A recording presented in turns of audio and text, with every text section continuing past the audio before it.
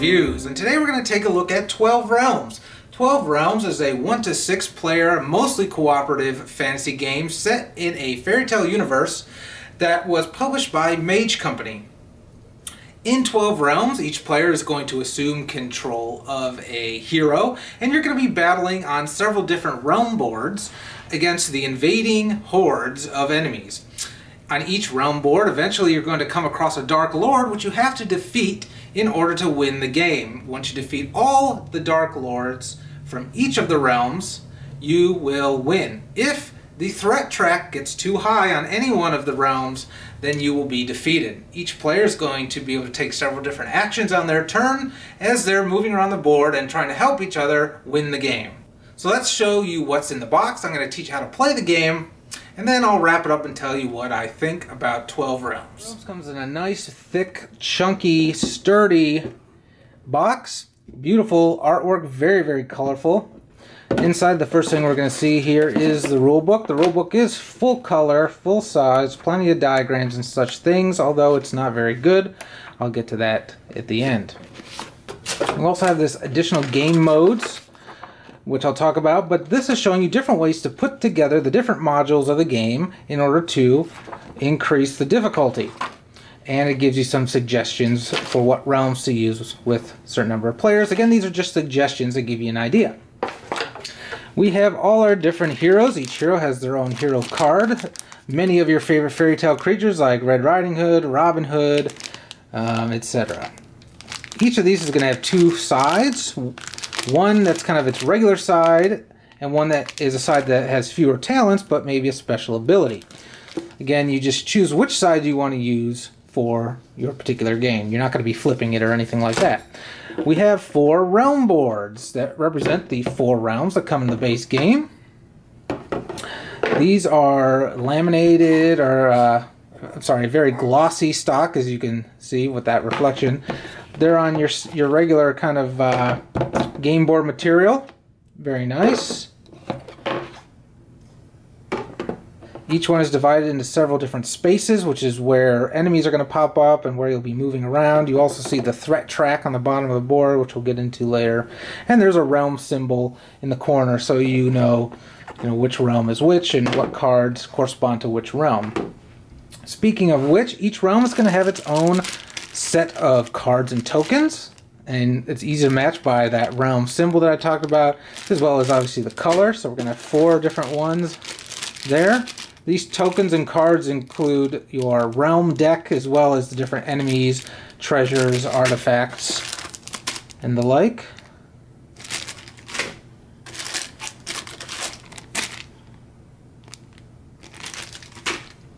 Going to come with a bunch of miniatures. Now, I believe some of these are from an expansion. I believe you get all the basic heroes and miniatures.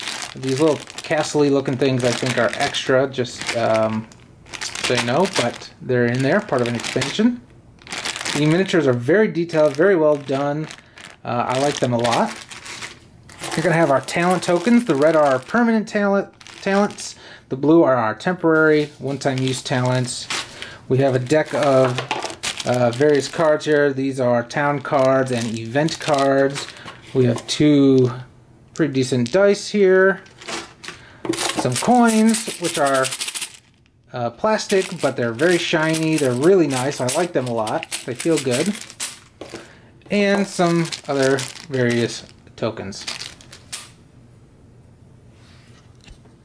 So here you see a setup for a single-player game of 12 Realms. In the interest of keeping everything in the camera and more simplistic, I'm only going to show you 1 realm board setup, but you can play with as many realm boards as you want. And generally, the rule is you play with 1 hero per realm board. And even if you're playing this solo, you can play with multiple realm boards and just control multiple heroes. Anyway. So what you see here is we have our supply of coins, the blue talents, which are temporary talents, your permanent talents. We have selected our hero here, which is Siegfried. So I've grabbed his figure, put him on the town area. I have Siegfried's player board here with permanent talents on each of the talent spaces. You can see below it shows you which talent character has. I've prepared the realm deck here. This deck just contains all of the cards that apply to this realm. Each realm is going to have its own realm deck. If you're playing with multiple realms, you'll just shuffle them all together.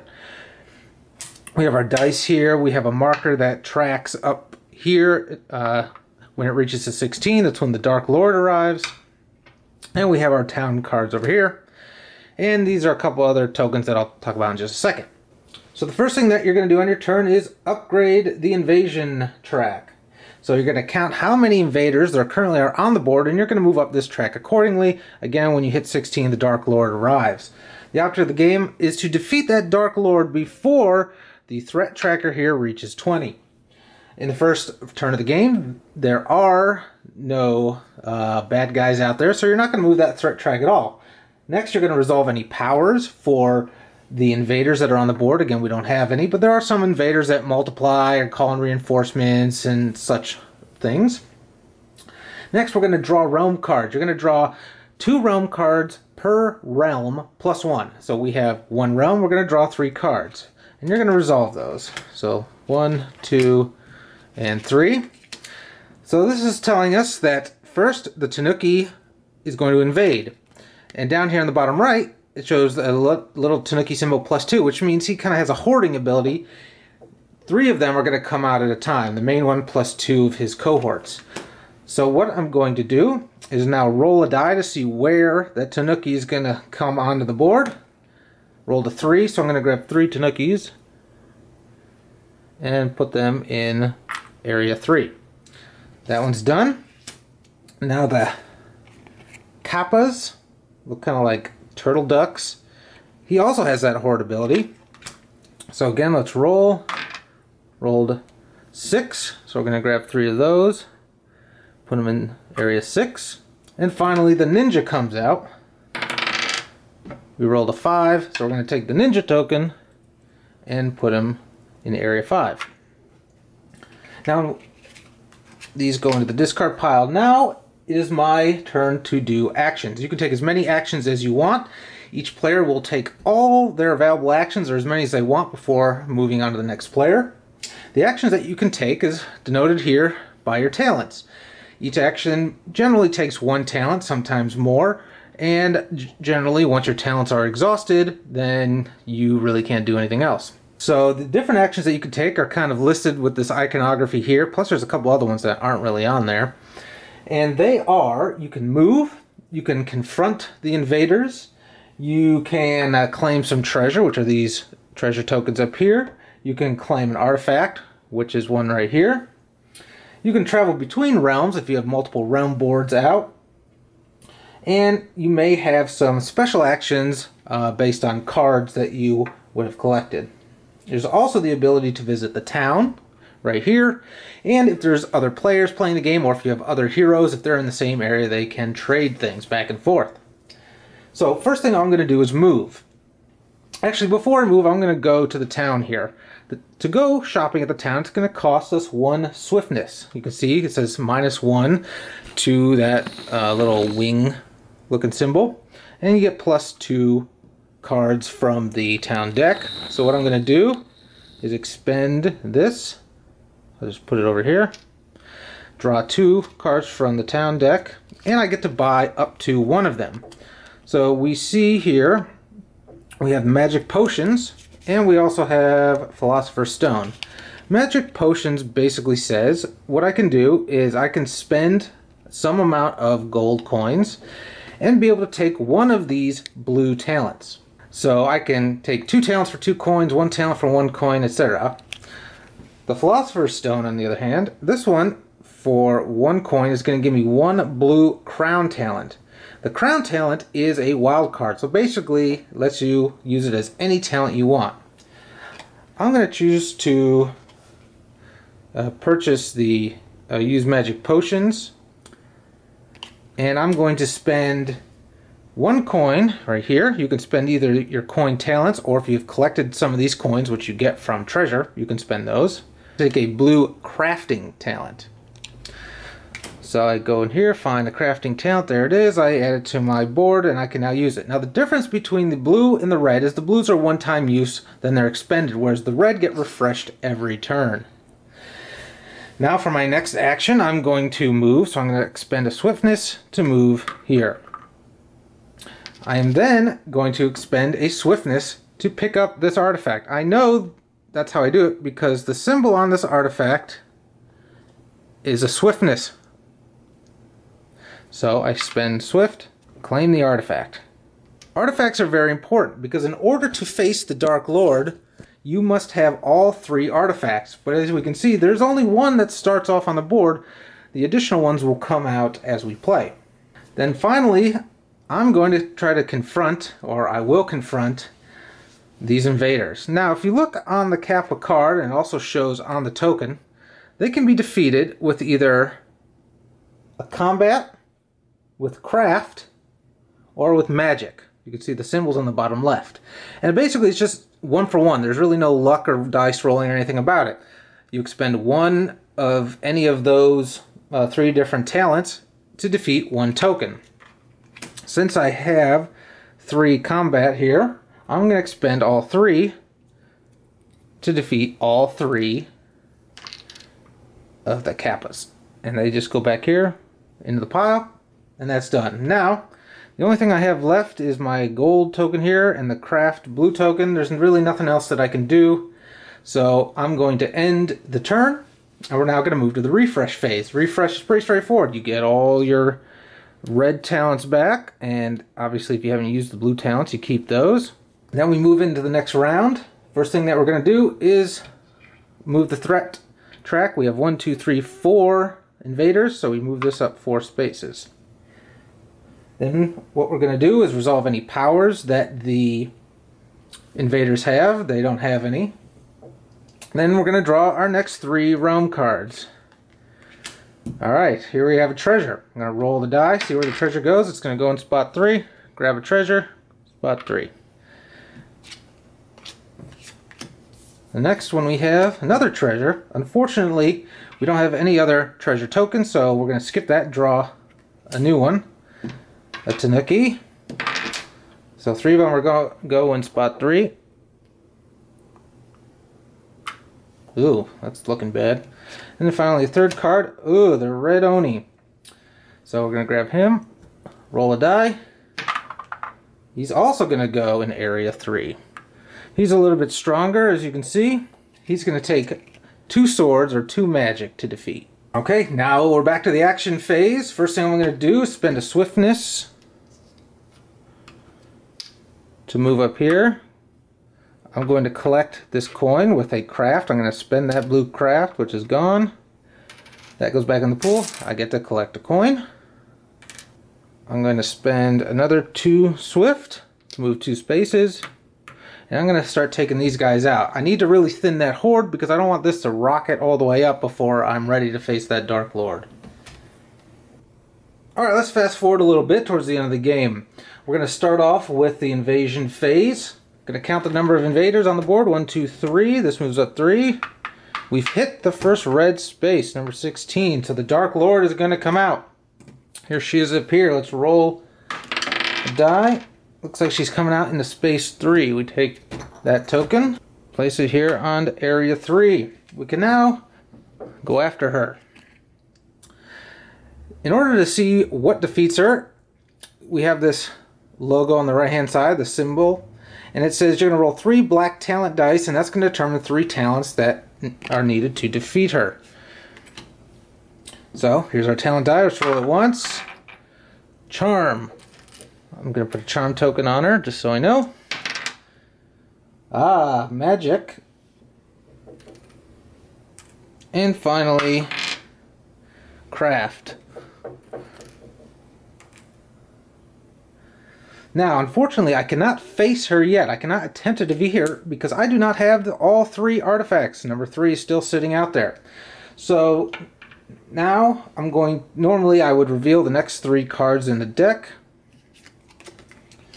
We got a Tengu. Tengu's going to go on space 5.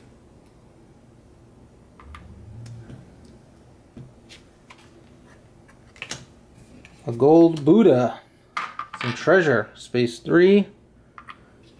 And finally, another gold Buddha. We don't have any more treasure. Kitsune onto space 4. Now, time for some actions. First thing I'm going to do, use a swiftness to move here. I'm going to then use a combat to pick up the third artifact. I can now face the Dark Lord. Now, unfortunately, I don't have what it takes to defeat her. I'm going to need a magic, a charm, and a craft. That's pretty much the worst possible thing I could have gotten, because I don't have any of those talents. My only hope at this point is to go back to the store here, the town, and start drawing town cards and buying town cards, hoping to get these 3 things. But once I do, I'm going to move back over there, and just like the invaders, I'm going to discard my talents or exhaust my talents for these that match these 3. I defeated her, and this realm has been finished. Once all realms, the Dark Lords of all realms have been defeated, you are victorious. If the marker reaches space 20, you immediately lose. And that's really all there is to 12 realms. It's a very, very straightforward game. Let me just show you some of the other things you can get in the town deck here. You have all sorts of different cards that you can get. For example, this particular card, the Rum Barrel, costs 1, and what it's going to do is give you 3 coins. Whenever you see that little flame symbol in the bottom left, that kind of means like discard this card to take that action, and you can pretty much do that at any time. So you'll buy this for 1, you'll leave it in your little play area, and then whenever you choose, you can discard it and claim that plus 3 coin benefit. Now this particular card here, the horse, it's showing on the bottom right a red craft talent. That means you get a permanent craft talent to use every turn. Then what you can do is discard this card in order to refresh 2 of your permanent tokens, 2 of your permanent talents rather. Now when you do that, this card's going to get discarded, and you're going to lose that craft talent that you got from it earlier. So it's kind of a double-edged sword, but if you really need an extra 2 talents back to maybe complete the turn, beat the game, it might be good to use. This Silver Knight here is pretty cool. What you can do with him, again, you can you get a permanent combat talent when you have him, or you can use the discard ability, and what it allows you to do is defeat 1 invader in any area of your current realm. And there's a whole bunch of other ones. We already saw this one, magic potions. You have silver ingots, which gives you some coins.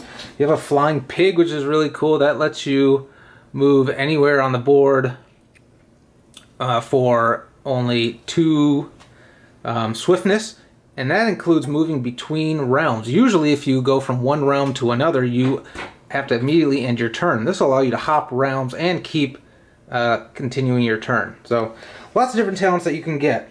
So like I said, there's not much to the game. It's very quick and straightforward, easy to learn, easy to teach. Let me give you the wrap up and tell you what I think. So what do I think about 12 Realms? Well, basically I just showed you the core game. The really cool thing about it that I like, that really reminded me of some other games like Fresco, is that there's a lot of modules in the game that you can add or take away to change the difficulty and how complex the game is. I showed you the more basic game, the straightforward vanilla gameplay, but you can add in additional cards, different enemies. You can add, if you're playing multiple players, a dark player, which kind of controls all the evil rather than everybody being cooperative. There are different combinations of realm boards that you can use. There are different town cards you can use. And there are several other different modules that you can add into the game to change how it works. That's really good, especially if you start to outgrow the game or if it becomes a little too easy. You can add in different things. You can change that balance to make the game more challenging. Now, that aside, I will point out that this game is very simple. It is not a gamer's game, in my opinion. What I would do with this game is play it with children. Eventually when I have kids, or some friends of mine that have kids want to play a game, I think this is perfect because of that fantasy theme, that fairy tale theme, and the fact that it's so easy to teach and pick up. All that they need to know is I can move, look at the symbols on this enemy, I gotta match the symbols with my little tokens, and I defeat the enemy. It's really easy. There's not a lot of complexity to that that's kids are gonna, you know, just totally not get and get bored really fast. It's really simple. Now, along with that, like I said, I don't think this game is great for gamers to bring to, say, their adult game night for that reason. I think it just is a little too basic. And when you add in all the other modules, yeah, that can make it a little bit better, and a little more challenging, but the core gameplay itself is still very simple. And honestly, for me personally, when I'm doing dungeon crawls like Imperial Assault or Descent, I like the rolling of the dice when when you're attacking things. I like that little bit of randomness or unknown. Rather than in this, you just move to an area, you have the talents, you spend them, you win. There's no chance about it. This is more of like an exercise in planning than it is more chaotic. And that's okay. That's just the way this game was played, or designed rather. And if you play these types of games and you hate dice, you hate randomness, then you're going to enjoy that a lot more, and that's fine. Now, that being said, I'm going to tell you about some of the things I did not like. First of all, the components themselves are top-notch. They're really nice, thick, linen finished cards, which have to be my favorite. The dice are chunky. That threat marker is a big old chunky piece of wood, which is nice. The tokens are plenty thick. Those coins are super. They're plastic. They're lightweight, but they're hard. They're solid. The gold is really shiny. The miniatures are incredible. Great detail. Top-notch. The box is nice. It's thick, it's glossy, everything is great about it. Another thing that I really like about 12 Realms is the artwork. It is 100% top-notch, super artwork. It fits perfectly with the fantasy theme. It's bright, it's colorful, it's happy, it's friendly. Excellent, excellent artwork. I love the look of the realm boards. Each one definitely looks different. The dividers between the realms are different. It's superb artwork. They did a great job with it. The rulebook looks nice. Very colorful. Things seem to be laid out well until you actually read it. That's my first biggest detractor with this game, is the rulebook. Rulebook is very poorly done. Everything is kind of spread out. There's some rules here, some rules there, and I've seen this in other rulebooks and I do not get it, but there's an additional rules section. And it's not like here's the more advanced rules that you can add in, like those modules I was talking about. This is like rules that you need to play the game. So why are they additional rules? It doesn't make sense to me. And you gotta kind of hop around to get things. I had to read through the rules a few times in addition to referencing it just to play the game. I mean, there are some areas of the rulebook that are great, that have like all your symbols, you know, in a key that laid out that you can figure out what they mean. But there's some other things that are just, you're bouncing around. I did not like the rulebook. It was not well written at all. Also, I like to have a good table of contents for,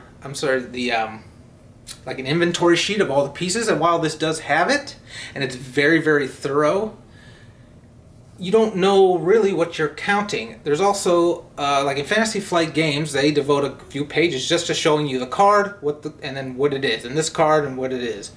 In this game, it doesn't really do that, not thoroughly at least. So you're saying shuffle the town deck, and you're like, well, what are the town cards? And you kind of got to figure it out by reading through the rest of the rules to figure out, okay, this is the deck of town cards. And when you're looking through that inventory list, it's like you have 2 of these cards, and 2 of these cards, and 5 of these cards, and 4 of these pieces, but you don't really know what those pieces are because there's no image that labels them. So you kind of got to do it through process of elimination. That was kind of an annoying thing. That might be a little bit more of my nitpickiness, because I like my games very, very organized. The dice themselves, some people, this will be a bigger impact to them. The dice are screen printed on. They're not, how do you say, you know, the symbols and everything are not kind of routed into or dug into the face of the dice. They're just printed on. I don't know what that means for durability. I gotta think after playing it enough, they're gonna start to flake off or come off. Something to keep in mind. Maybe not a big deal. And one other thing, the iconography. hate's a strong word, but I hate the iconography in this game. And you're talking to somebody that thinks that people who can't figure out the Race for the Galaxy iconography are stupid, because that's pretty straightforward. But the iconography on this, I did not like. It is not intuitive at all. Once you learn it, okay, it makes sense, but you're trying to look at this and you're like, what the heck does this mean? They could have done a better job with the iconography. Now, all that being said, I enjoyed this game more than I thought I would. It's really a great game to just sit down if you need something quick to play. Now, I mentioned playing with children is probably best, but I'll tell you, when I was just sitting down here, maybe I was watching a little TV, wanted to play a game while something's droning on in the background, just something quick and fun, this was a lot of fun. I set it up, play with a few realm boards, and you just kind of do it as you go, and it's just fun. It keeps your mind occupied. I like that about it. But like I said before, this is not probably one I'd bring out with my game group just because of its simplicity factor. Now, the designers at Mage Company have told me that's the way it was designed. And they're releasing additional expansions and additions and standalones to the 12 Realms franchise, which are going to be more gamers game related. And that's great, because if everything follows this component quality from them, then I'm really excited to see what they have coming up next. So 12 Realms, overall, I think it's a well put together game. As long as you keep in mind it is a basic game. It is probably best for light gamers or people that just really like the components of the fantasy theme, who want to play with their kids. As their kids get older, you can add in more modules, and it's perfect for that. For me, good, maybe just a solo occasionally now and then when I have some free time. So, thanks for watching Left Hand Reviews. If 12 Realms looks like it would be right up your alley, I would highly recommend you pick it up. Mage Company's been great with me, answering any questions I had. Again, the components are top notch. Please check me out at lefthandreviews.com, facebook.com/lefthandreviews, twitter.com/lefthandreviews, and keep an eye out for the next video. Thanks for watching.